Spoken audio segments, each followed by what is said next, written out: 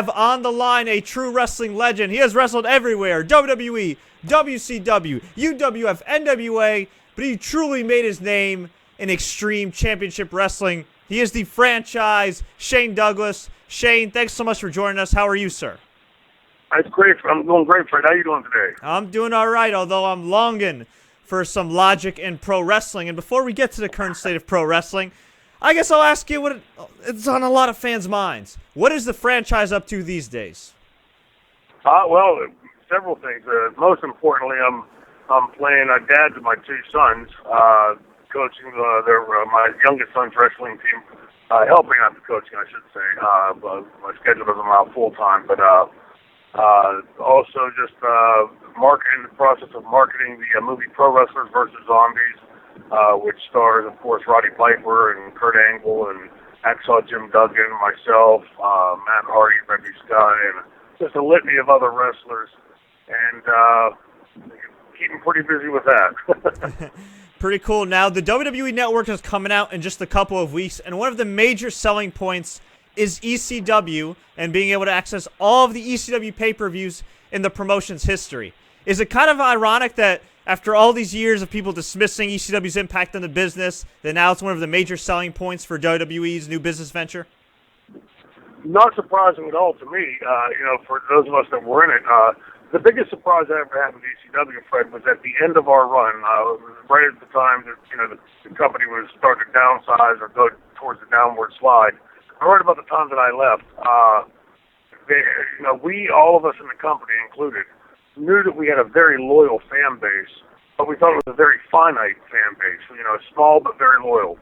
And when the Acclaim video game went out and sold what it did the first week, and then we started seeing this demand, people talking about it and this surge on the internet, we all started opening our eyes, realizing that we were bigger than even we thought.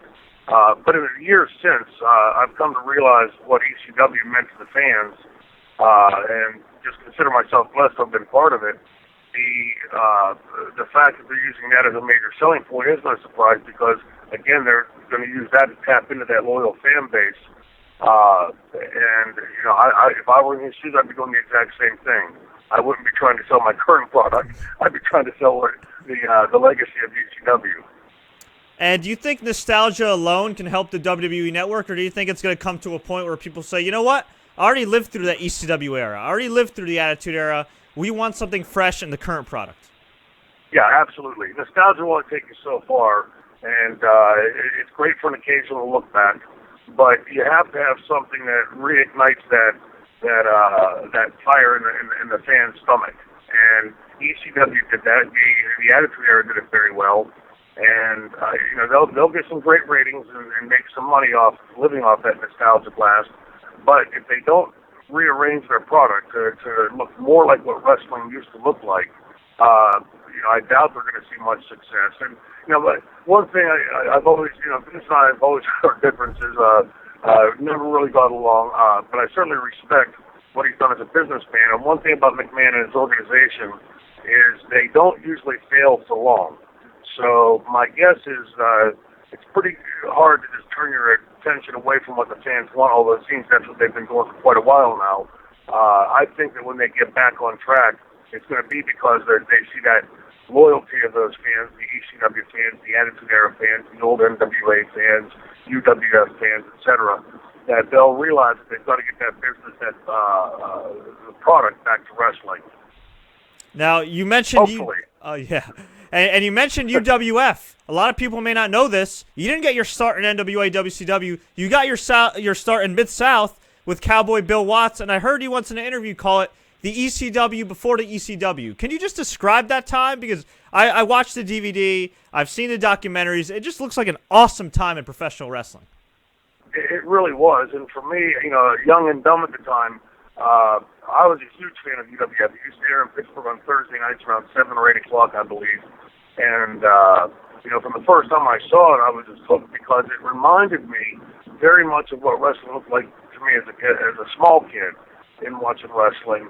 And right around the time that they started airing in Pittsburgh was the time they did the infamous angle with Bill Watts and they buried him under the flag. And the heat was just amazing. I mean, you could feel the heat coming off the TV on the heels. And that was one Bill Watts' selling point. He always believed that the heels had to have heat to draw money, which is coincidentally the opposite of what McMahon believed. McMahon believed the babyfaces have to be over.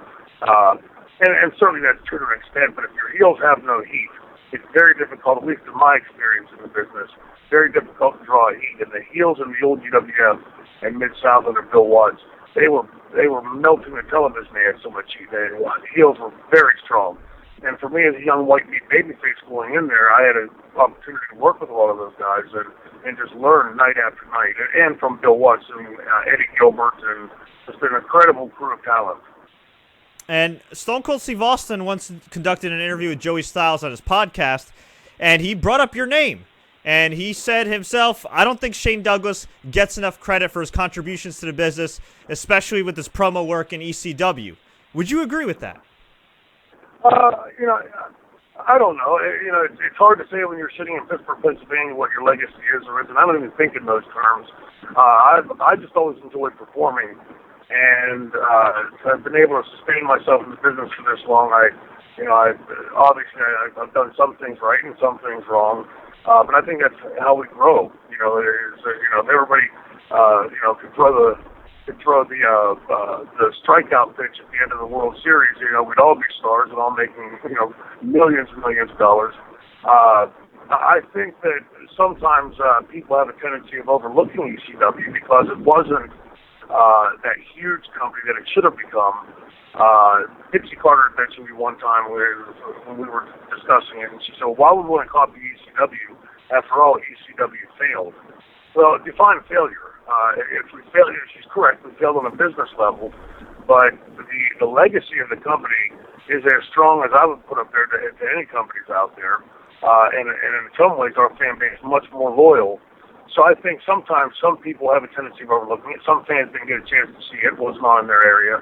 But I think in the long term, history will be kind to what I contributed to the business, and I had a ton of fun working in ECW, and miss those days because I'd never seen that kind of magic before or since in the business. And Austin also mentioned, and something I found really interesting, was the fact that he thought you were actually a better babyface than a heel. Do you think that had you gotten an opportunity later in your career to be a babyface, that you could have knocked it out of the park as you did as a heel?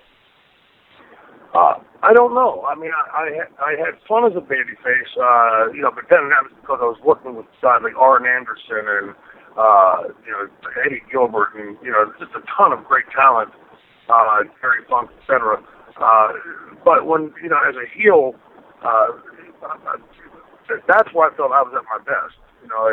Again, that's going to be something for other people with a lot longer time to discuss, to decide. I feel that my feeling at the time that I went from being a babyface to a heel was that I had achieved pretty much everything I wanted to as a babyface, and I always wanted to learn as much about all aspects of the business as I could before I got out. And so I was thankful that I had the opportunity to become the heel. And it's right time. I think timing is everything. Jim Ross told me that years ago, and and I believe he's right on that. And the timing for Shane Douglas at ECW started was to be a heel, and that was what ECW needed. And thank God it worked. And we took some fan questions here because obviously you're very popular. You've been all over the place, a legend in the business. And Stephen Miller wanted me to ask you, did you have any regrets? And to this day, do you have any regrets of throwing down the NWA World Title? No. I never. I'm somebody that tries to think things through as much as I can. And when I commit to a decision, I commit to it for better or for worse. I'm not going to, fair weather or Monday morning quarterback it. The only concern I had at the time of doing it, and still do, but I've spoken to most of them, I didn't want any of the guys that I respected, like Harley Race and Steamboat and the Briscoes and the Funk Brothers. I didn't want any of those guys to think that I was being disrespectful to them. And those guys are all seasoned enough. They understood what it did to the business and what we were doing it for. It was, I think, the seminal moment for ECW to go on to what it became. But, we had an incredible crew of talent, both in Paul Heyman as a booker and talent in the ring. And, it was easy to be the captain of that ship and steering it because there was so damn much talent in that company.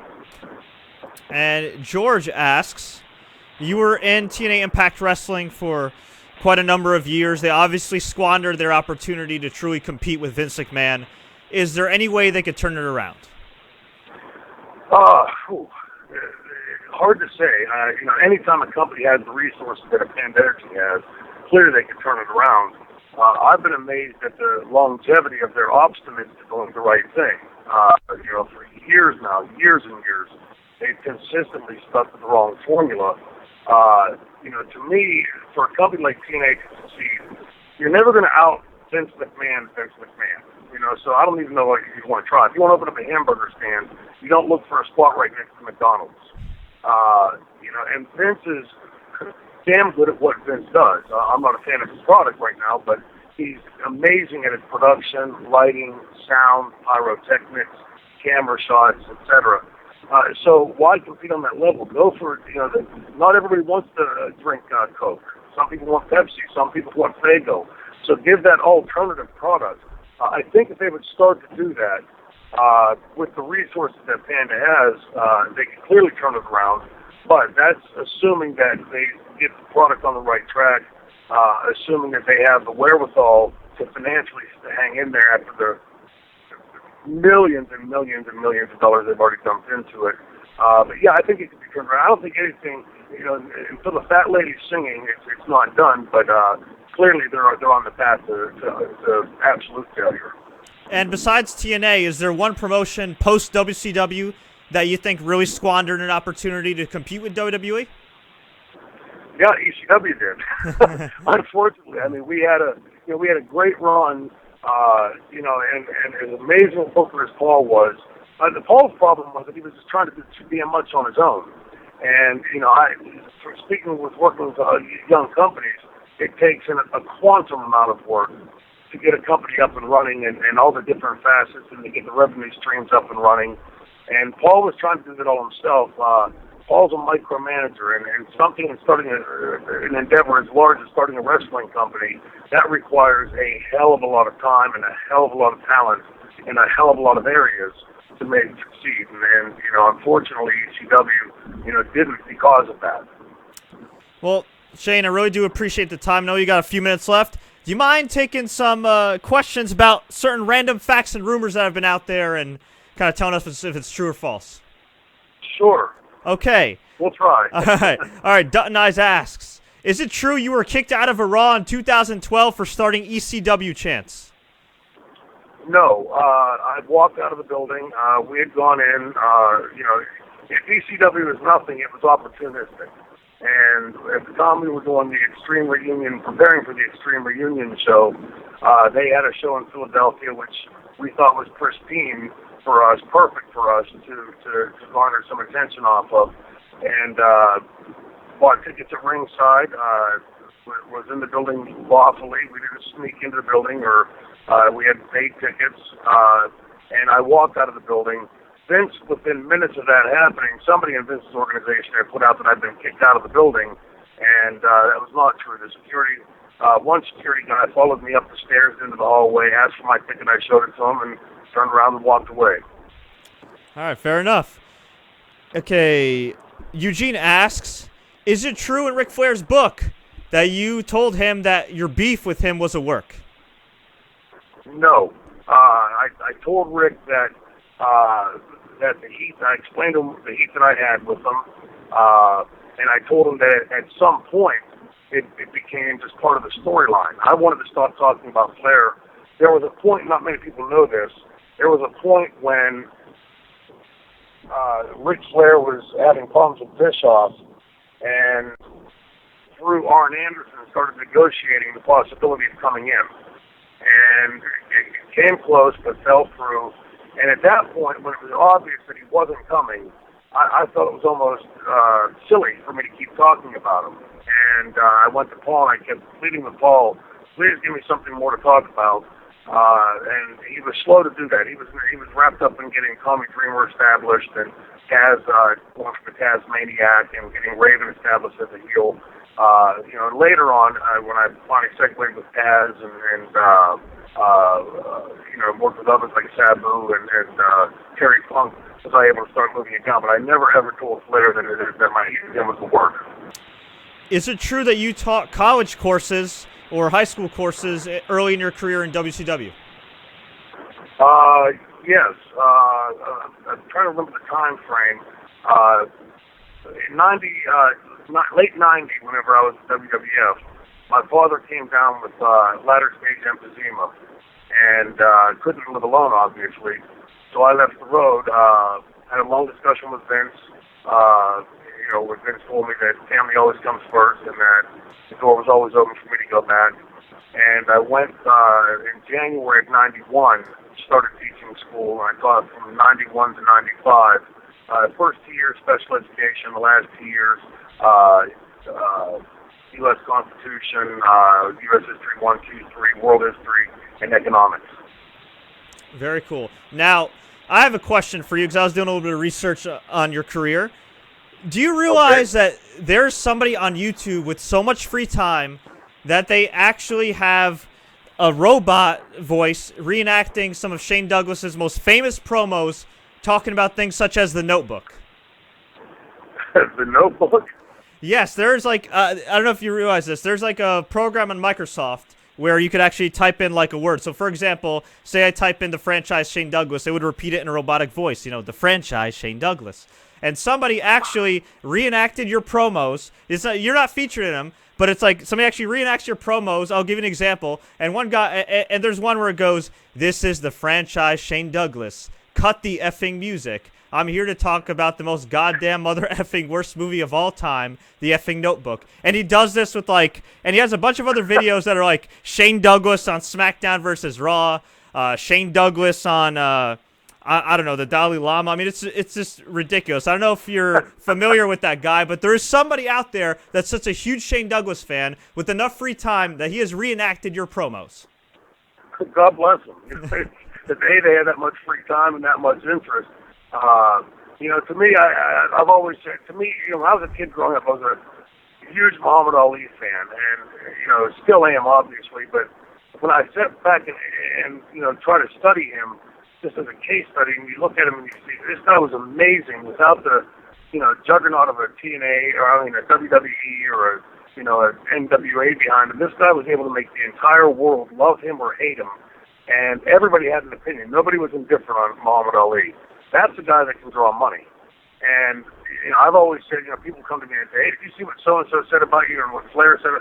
It would be hypocritical of me now at this stage in my career, Fred, to say, I'm mad about something, because I've always said, talk good about me, talk bad about me, just hopefully talk about me. So whoever it is doing the robot voice on the franchise's promos and different subjects, God bless them.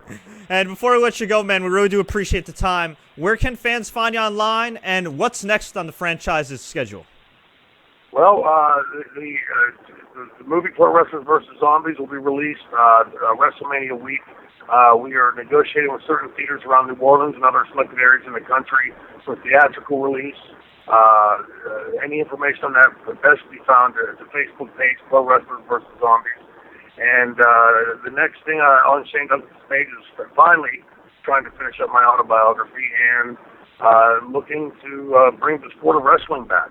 I think there's a huge chunk of audience out there that's looking for that. And since the other companies don't seem interested in doing it, that's something that I'm always going to have, my fingers sticking in the wind trying to find the right avenue to do that. Awesome. Well, thank you so much for your time, Shane. Pleasure talking to you. Hey, I appreciate it.